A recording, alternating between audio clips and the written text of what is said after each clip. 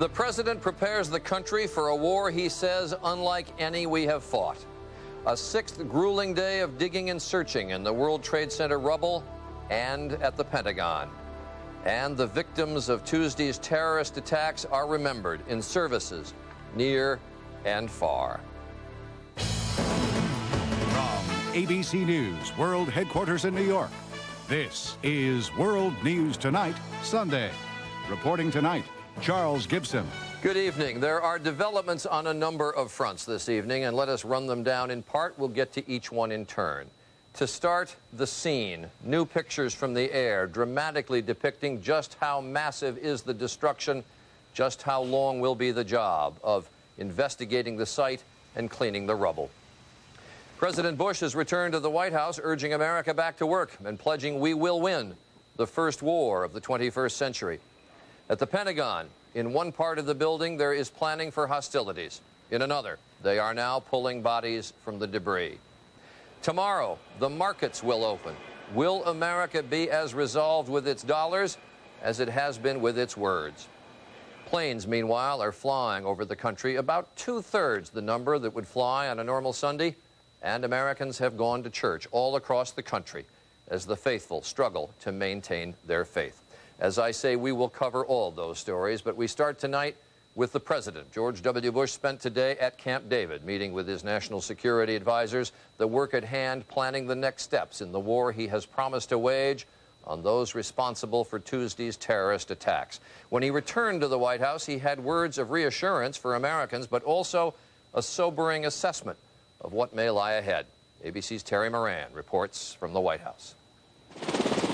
The president returned from Camp David mid-afternoon. The First Lady at his side, their dogs in tow, as if to project a picture of normal domestic life. And that's what Mr. Bush wanted to tell the country as he came home.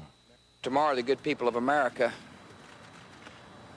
go back to their shops, their fields, American factories, and go back to work. Our nation was horrified, but it's not going to be terrorized. And the president tried to buck up the morale of people who may be demoralized by the attacks by recalling his stirring visit to New York last Friday. If the American people had seen what I had seen in New York City, you'd have great faith, too. You'd have faith in the hard work of the rescuers. You'd have great faith because of the desire for people to do what's right for America. But the president acknowledged the terror of last Tuesday has changed the country. He now governs, as he said, a nation at war, and he signaled clearly today that means a change in law enforcement and possibly in civil liberties on the home front. We have to be on alert in America. We're a nation of law, a nation of civil right. We're also a nation under attack. And the Attorney General will address that in a way that I think the American people will understand. The Justice Department is seeking enhanced authority for law enforcement to conduct surveillance of suspects, among other new powers, as part of its response to the attacks. None of this will be short-term, as Vice President Cheney starkly admitted this morning. This is going to be a struggle that the United States is going to be involved in for the foreseeable future. There's not going to be an end date when we're going to say there, it's all over with. And a note for the history books. The president confirmed reports that in the uncertain hours of Tuesday morning, as hijacked planes were hurtling out of the sky, he gave the order allowing U.S. combat aircraft to shoot down commercial jetliners if they did not respond. That didn't happen, Charlie. The president naturally called that decision difficult. He said, "I never dreamed we would be under attack this way." ABC's Terry Moran at the White House. Well, neither the president nor his national security advisors will say exactly when, where, or how the first strikes of this new brand of war will occur, but the mobilization for this new kind of war is about to begin. ABC's John McWethy reports from the Pentagon. The administration was out in force today, using the Sunday talk shows to explain how different things must now be. The CIA and FBI have been operating with their hands tied, the vice president said. It's time to change some laws, like those that prohibit paying informants who may also be criminals. If you're going to deal only with officially approved, certified good guys, you're not going to find out what the bad guys are doing. You need to be able to penetrate these organizations. You need to have on the payroll some very unsavory characters. Others are lobbying for a change in policy first laid down by President Ford, prohibiting political assassinations. And if that means that we have to have the authority to assassinate people before they can assassinate us, yes, we should free that stricture, and the President of the United States can do it at his will. That may become the job of U.S. commandos, who are expected to play a major role. We are now talking about the use of special forces intrusively to hunt down and kill terrorists, to use them to target terrorists for lethal strikes, which may be from aircraft, cruise missiles, or any other means.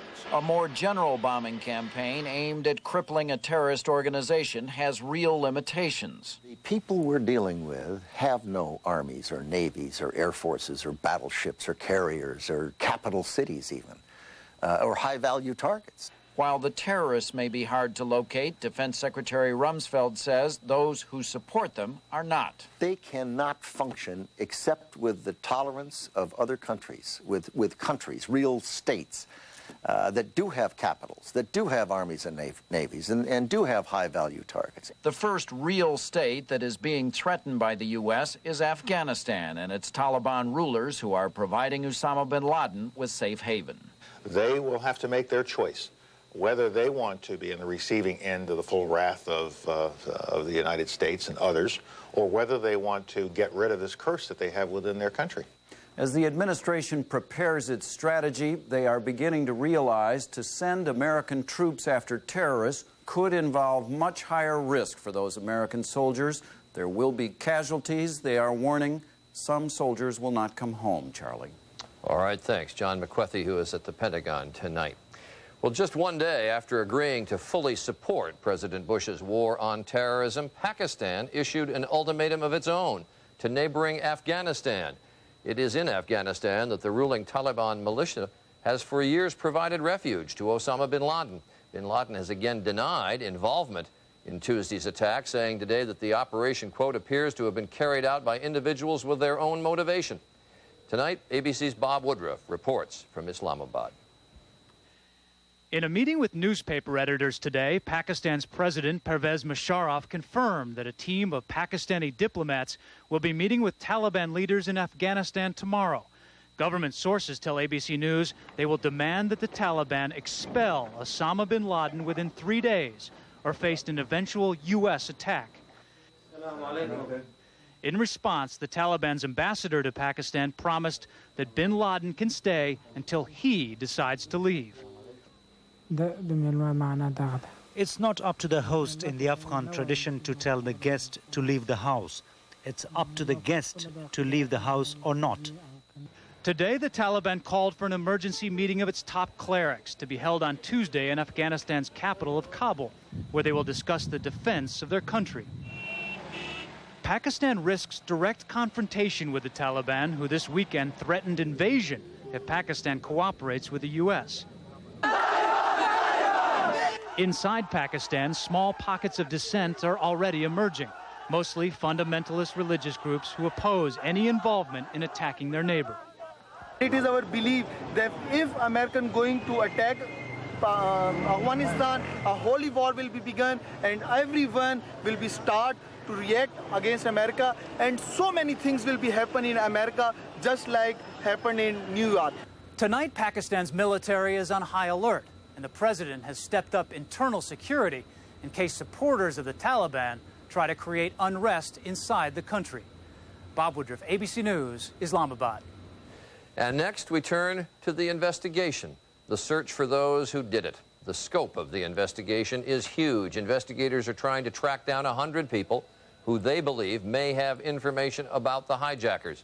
25 people are under INS custody, and 2 material witnesses have been arrested. ABC's Pierre Thomas has the latest. Sources tell ABC News the FBI believes these 2 men may have ties to the hijackers in last week's devastating attacks. Ayub Ali Khan and Mohammed Jaweed Mazmeth were detained aboard an Amtrak train in Fort Worth, Texas, the day of the assault. According to law enforcement sources, they were carrying more than $20,000 in cash and box cutters. the same type of weapons used to take over and crash 4 commercial flights.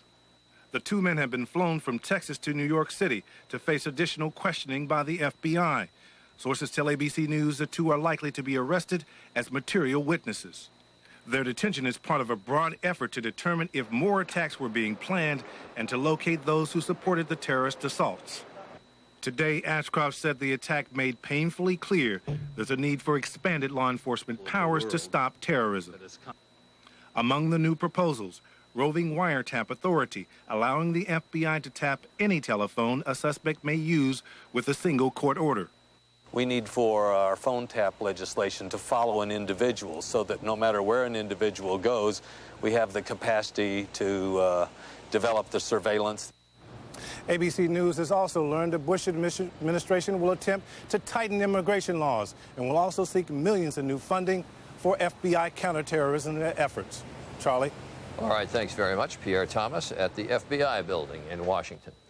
Next up, we take a look at the scene itself, the World Trade Center tower scene. At the enormous mound of rubble where the towers once stood, the searching and digging continues around the clock.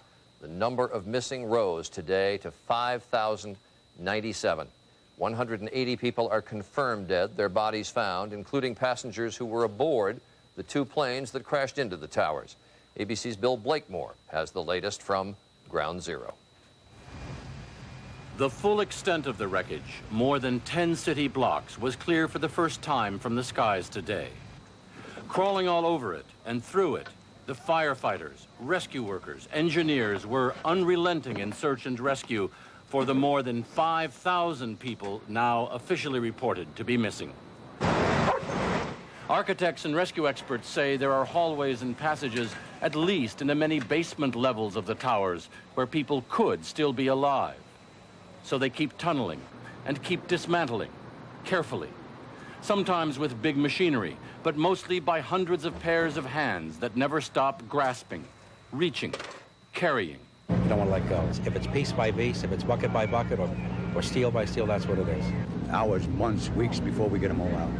Whatever it takes, how long it takes. The firefighters, who lost more than 300 of their own, are everybody's heroes. They're working 24-hour shifts, 24 off, then another 24 on, around the clock. Mayor Giuliani today promoted 168 firefighters to replace some of those missing, including the city's fire chief, who was killed in the disaster. Yes, they've taken some of our most precious lives, but they have not taken our spirit. They've removed nearly 30,000 tons of rubble so far, but that's out of 450,000 tons all told. When the official number of missing rose above 5,000 today, for rescuers, it was just that many more, any one of whom might still be found alive. And Charlie, the rescuers really are taking those lessons from earthquakes around the world seriously. They know that survival under the wreckage for 2 weeks, even longer, is possible. So they're going to keep searching. Charlie? All right, Bill Blakemore at the site of the former site of the World Trade Center towers. We're going to show you some pictures just a few blocks uptown from there. This is a picture of Union Square in Manhattan, which is normally a bustling, impersonal patch of green bordering 14th Street on the south and 17th Street on the north. On a normal Sunday morning, you'd find a farmer's market there. But it's taken on the appearance of a small town square since the events of Tuesday, with neighbors gathering to be together, behavior New Yorkers are not normally known for. The patchwork of candles, flowers, artwork, and flags continues to serve as a round-the-clock memorial. And then going back downtown in New York, about 5 blocks from where the World Trade Center used to stand, the New York Stock Exchange has been preparing all weekend to reopen tomorrow morning. Last Tuesday's attacks did not damage the building that houses the stock exchange, but there is great concern that the economy, the stock market's fuel, may be facing significant casualties in the days ahead. So we turn to ABC's Bob Jamieson. And Bob, I know today you talked to a lot of brokers, a lot of market analysts, a lot of economists, none of whom wanted to go on camera to talk about what may happen when the markets open. And I wonder, are they afraid that things are going to be so very difficult in the markets tomorrow, or do they just not know? Well, Charlie, it's partly the fear of the unknown. After all, the world and the American economy are much more uncertain now than they were when stocks were last traded on Monday. That's not good for the stock market. There's also concern about volatility. $400 billion in trades did not take place in the 4 days the stock market was closed. What Wall Street professionals are telling their clients this weekend is don't panic, hang in there, don't focus on tomorrow, focus on the long term, which is exactly what the chairman of the New York Stock Exchange hopes investors will do. Investors have had this time frame to step back and take a reasoned approach, take a thoughtful approach to their investments. It has taken a massive around-the-clock effort to get Wall Street ready to trade again. A main Con Edison power station was destroyed at the World Trade Center. Because of water, Con Ed abandoned much of its underground cable system and installed new electric cables above ground. The collapse of a building adjacent to the Twin Towers destroyed a key telephone switching center. Thousands of workers have rerouted phones and data lines used for half of all stock trading. 100,000 workers will converge on banks and brokerage houses as well as the stock exchange. With subways disrupted and roads closed, everything from private buses to a new ferry across the East River from Brooklyn will be used. It will not be business as usual, but the market will be open after its longest shutdown in history. I think it sends a strong signal that they may have engaged in one of the most horrible criminal acts in the history of mankind, but we're going to rise above it, we're going to come back, and we're going to be ready. No matter the state of the phones and computers, tomorrow will be an emotionally difficult day on Wall Street. Before the opening bell, Charlie, there will be 2 minutes of silence. All right, thanks. Bob Jamieson, who is down on Wall Street, an important symbol tomorrow to get the markets open. Now, a look at the transportation system of America, specifically the airplanes and whether they're flying. Transportation Secretary Norman Mineta has ordered a complete review of security procedures for America's airlines and airports. Secretary Mineta asked outside experts to look at ways of keeping terrorists off of planes and out of the cockpit. ABC's Lisa Stark has a report. As tight as security is now at the nation's airports, it could get even tighter.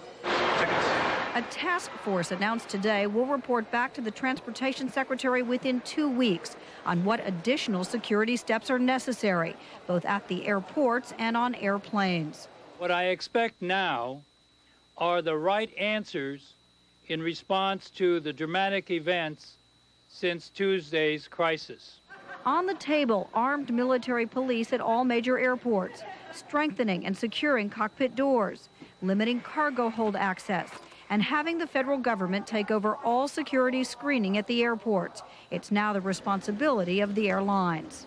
I think the national government should take it over and not leave it to the airlines, because that's crazy.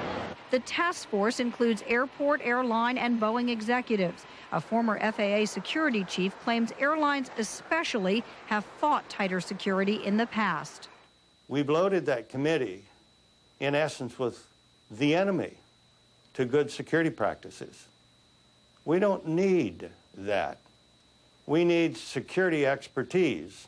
But given Tuesday's terrorist attacks, the Department of Transportation and the airlines insist everything will be up for consideration and action. Every element of the aviation system is being looked at step by step with respect to the security measures that should be taken. Now, one key security measure remains in place, the closure of Reagan National Airport near the heart of Washington. You can see it is deserted. No word on when this airport might reopen and under what conditions. The FAA today did relax one of its security measures. Airlines, if they want to, can now accept mail, cargo, and parcels. Now, right about now, there are some 4,000 flights in the air. That's commercial, general aviation, and military. That's about 60% of what you would expect at this time on a Sunday. The airlines will be adding even more flights tomorrow. Charlie? All right, thanks. Lisa Stark at a deserted national airport in Washington. So how did Americans, person by person, deal with this? Well, on this first Sunday since the attack on the Twin Towers, millions of Americans sought comfort where they worship. ABC's Dan Harris is standing by at St. Patrick's Cathedral on New York's Fifth Avenue, where there's a service underway. Charlie, there are thousands of people inside St. Patrick's Cathedral and thousands more outside listening through loudspeakers. Inside, Edward Cardinal Egan is celebrating a special mass for the victims of Tuesday's terror attacks. He's talking about the need for faith in these trying times and the crucial difference between seeking justice and seeking vengeance. These are themes we heard echoed at churches across the country today. From Los Angeles to Dallas to Chicago, churches focused on God and country. They were waving American flags at services overseas as well, in Italy, in Cambodia, and at the American Church in London. Some sermons gave voice to our anger. But this was not an accident.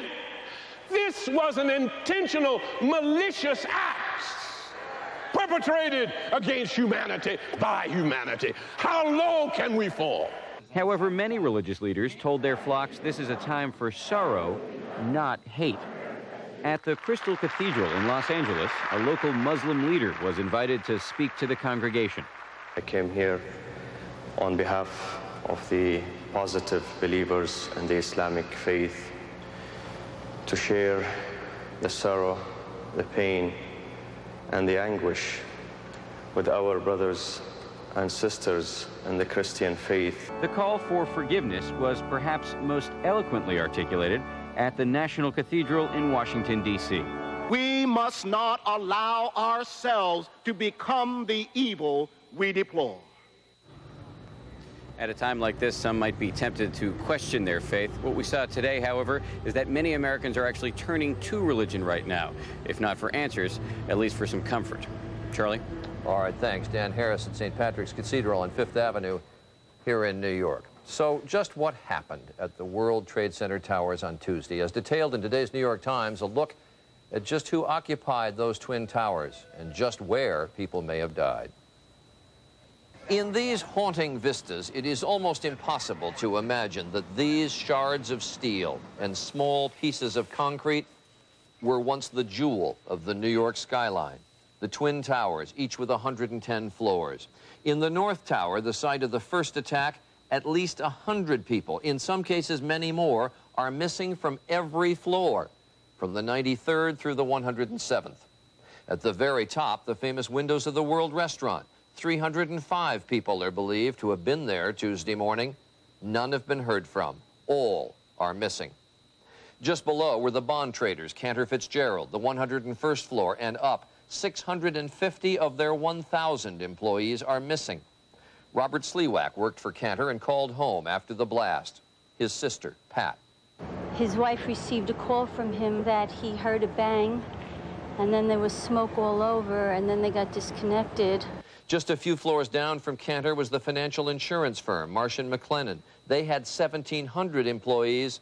300 are missing. Oh, my God, there it goes! Most of the people who escaped, it seems, escaped from the lower floors. In number 2 World Trade Center, the largest numbers of missing are again from the top, just above the floors where the jetliner came crashing in. Again, at least 100 are missing from every floor, from the 98th to the 105th. Sandler O'Neill and Partners, a firm which deals in bank stocks, were on the 104th floor. Above that fire, 70 employees are missing, yet miraculously 16 managed to get out of the building.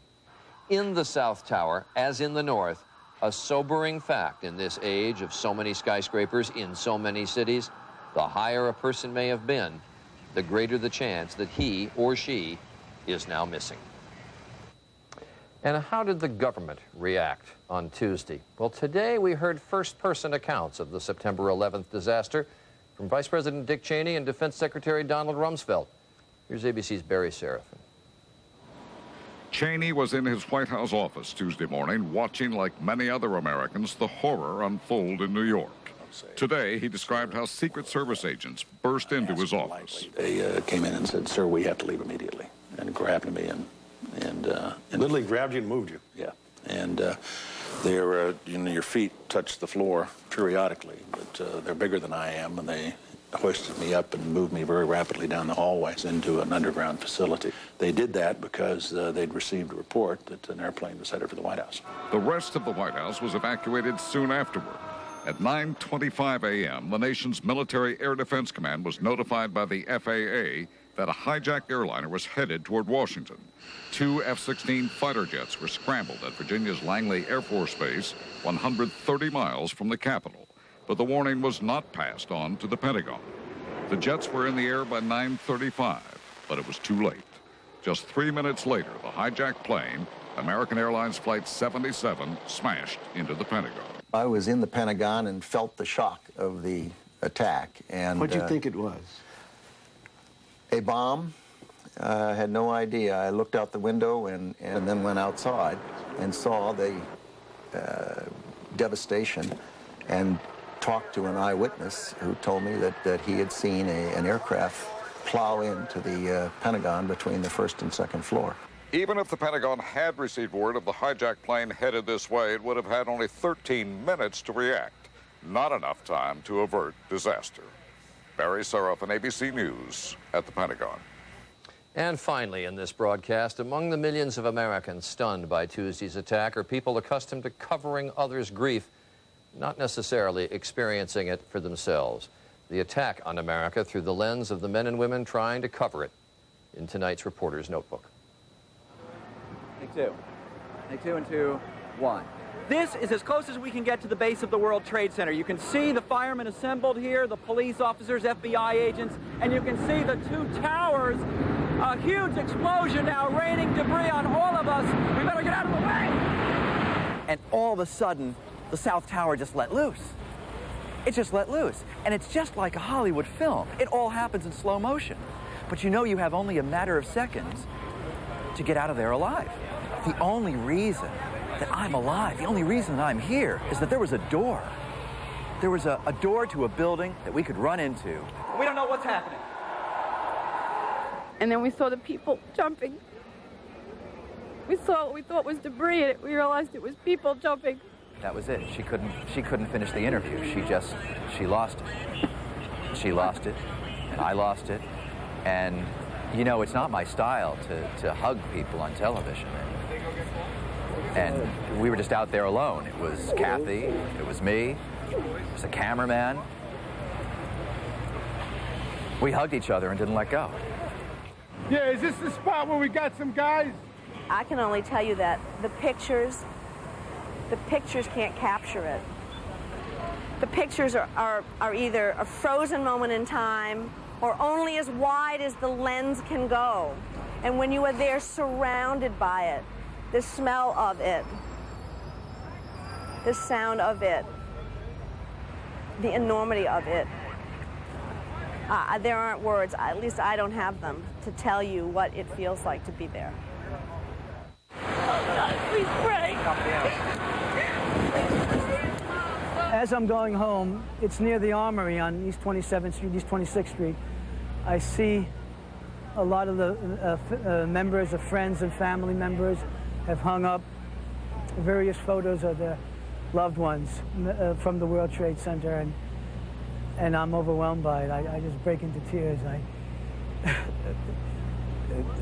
These are people that I never knew personally, but they're loved ones. And I just get very upset about it. I don't know them, but I just can't imagine no one coming home to see their fathers and daughters. And I'm still upset. We do not walk in fear. There's no distance. You can't. You know, there are some stories you can't cover if you want to put yourself at a distance.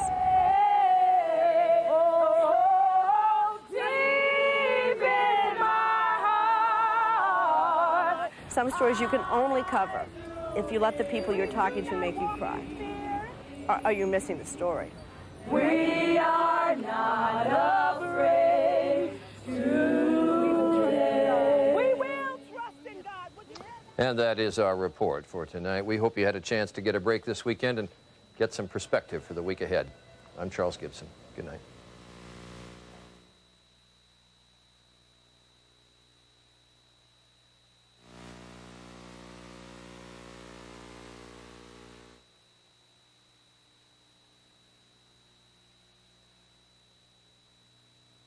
The ABC television network extends its thoughts and prayers to those who've suffered so much in this national tragedy. We stand steadfast with all Americans, united in hope and courage. This is ABC. America Recovers. Continuing coverage on ABC7. World of Disney presents the story of Walt Disney.